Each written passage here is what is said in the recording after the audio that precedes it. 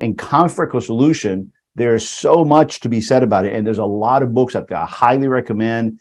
Two books. One of them is Crucial Conversations, fantastic book. And yet the one that for me began to turn everything around was a book called, ready for this? Why Don't You Want What I Want? This thing was so helpful. It was so practical. It was so tactical. And the title's fantastic because really, ultimately, that's where a lot of conflict comes in, is why can I not get you to understand what I want out of this? Whether it's our relationship or whether it's the project or whether it's this video, I just can't seem to get you to understand. And so the title really grabbed me. And then what it said was really good. So I highly recommend those two books. Mostly what I'm going to do, I'm going to share with y'all how I came through the journey of learning how to do this. But first, I want to share with y'all some of the questions that you guys sent me. All right. Number one is, when there's a conflict and both parties have voiced their opinion and a decision has been rendered, can a fair decision be made that both parties feel good about? Really good question. Really good conflict resolution is when both parties or the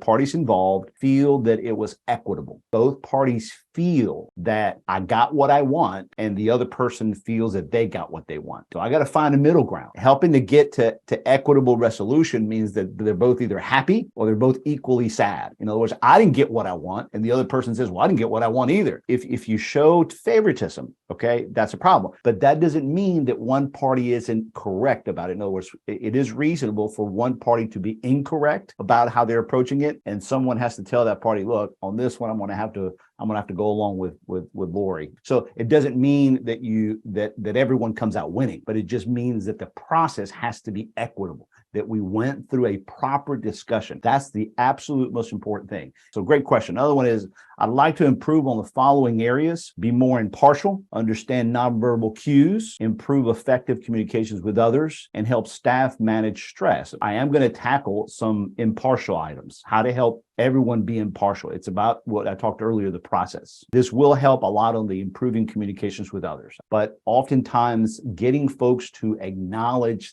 that there is tension when they themselves have been telling me there's tension. For example, I'm Larry, and I'm talking to James, and James is a colleague or my boss, and I said, Lori, it's just difficult to work with, man.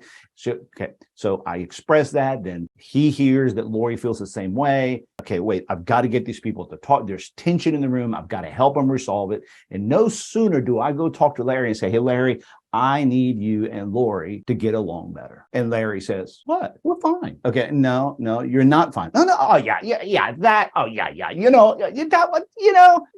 And then of course, immediately Larry moves into retreat. Okay. And then James goes and talks to Lori, and Lori is like, yeah, but look, don't worry about it. That's just the way he is. That's just, we'll get it. And then what both parties do immediately is retract. And so then we give it another month, and then the tensions exist. All that is very stressful. Okay. So the person that sent me this helped staff manage stress. That stress of conflict is overwhelmingly detracting, deflating, difficult, and just totally non-productive. Maurice, when is enough?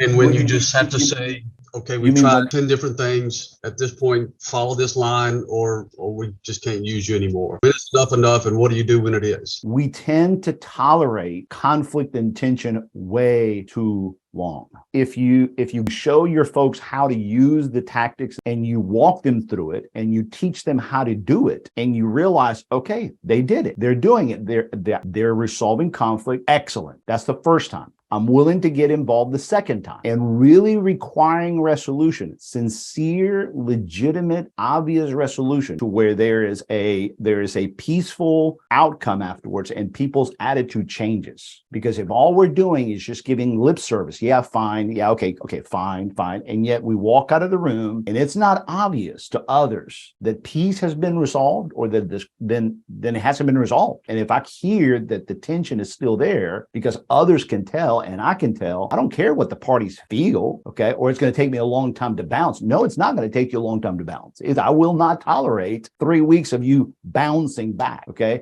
We talked about it on Monday, and if we need to sit here for 2 hours and cool down and go have coffee, when we walk out this door, we're going to walk out of here like we resolved something. And then I need others to tell that there's a difference, okay? And if there isn't, then we're going to come back in and we're going to have another conversation. And we're going to do this until we learn how to bounce back so others can have a pleasant work environment. I'm going to say if it's the first time that I'm helping Bert and Daniel resolve a conflict, I'm going to be patient. I'm going to be patient. I'll role play. I'll say, Bert, look, I know you're upset about this. That's my decision. We're going to go this route. Can we walk out of here and will people be able to tell by your body language and facial and that we resolved something? And I don't have a problem. People know that you lost, but I need the pleasantness and the professionalism to come out of there, but after 2 or 3 times of you showing them how to use these tactics, if they will not use the tactic and the tools, then you pretty much can document all that and say, look, it's not going to work out. Let me introduce to you Stephanie, James, and Maurice. Real live situation. Stephanie could run circles around Maurice. Stephanie was everything Maurice was trying to be and hoping to be, and one day wanting to grow up and be like Stephanie. I just had no idea that the Stephanies of the world existed and they were that good.